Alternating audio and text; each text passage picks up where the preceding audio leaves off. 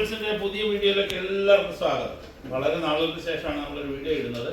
ഒത്തിരി നാളുകളെ കൂടി ഞങ്ങൾ ഇങ്ങനെ തന്നെ ഇവിടെ ഒരു രണ്ട് ദിവസമായിട്ട് നല്ല മഴ, നല്ല തണുപ്പ്, നല്ല ക്ലൈമറ്റ്. അപ്പോൾ ആ ക്ലൈമറ്റിന് ഞങ്ങളൊന്ന് യൂസ് ചെയ്തേക്കാമെന്ന് വിചാരിച്ചു. ഞങ്ങളുമായിട്ട് നല്ല തട്ടുദോശ, ഓംലെറ്റ്, ചിക്കൻ ഫ്രാങ്ക് ഫ്രൈ, അതും കാന്താരി മുളക് നല്ല അടിപൊളി നാച്ചുറൽ ഓംലെറ്റ്. നമ്മളെ തോട്ടത്തിൽ ഓംലെറ്റ് അടിക്കുന്നുണ്ട്. ചൂട് ഓംലെറ്റ്. അവിടെ ഓംലെറ്റ്, ഇവിടെ chicken Frank omelette.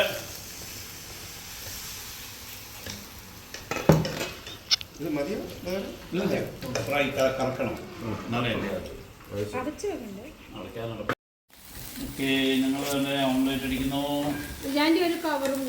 Chicken Franks, omelette, dosa.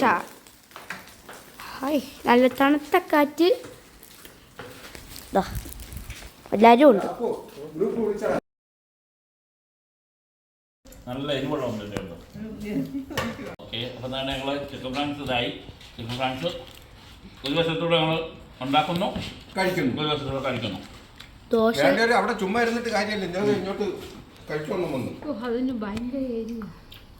കാന്താരി മുളക്.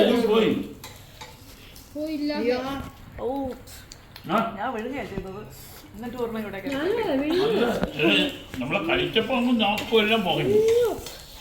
Dosa, omelette, chicken Franks,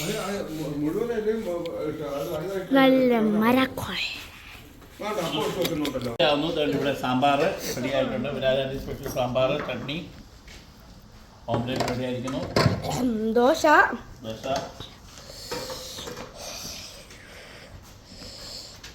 dosa ഉണ്ടാക്കുന്നു.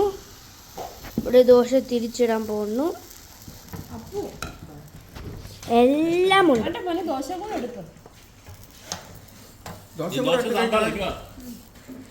ചേർന്നോട്ട് ഇരിക്കും.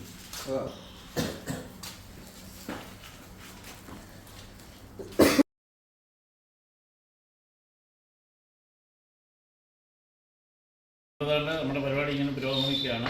ഓംലെറ്റുകൾ ഇങ്ങനെ റെഡി ആയിക്കൊണ്ടിരിക്കുന്നു. അപ്പോൾ നമ്മുടെ ഈദ് ഹോളിഡേ വിത്ത് റെയിനിങ്.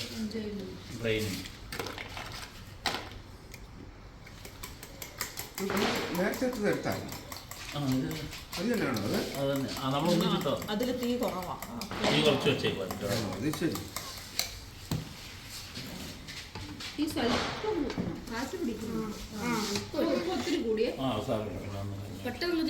കാരണം കാറ്റുള്ളത് കൊണ്ട് കല്ല് തണുത്ത് പോകും.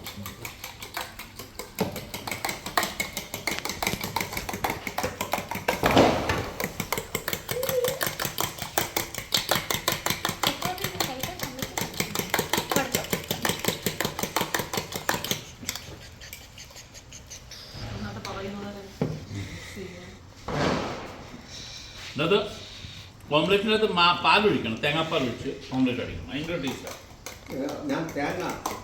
തേങ്ങാപ്പീര് നിങ്ങളെ കുക്കിങ് ഏകദേശം കഴിഞ്ഞ് ഓംലെറ്റ് വിത്ത് ചട്നി.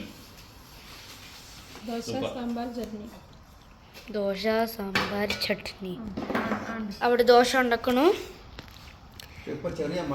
Chutney, sambar, mint leaf.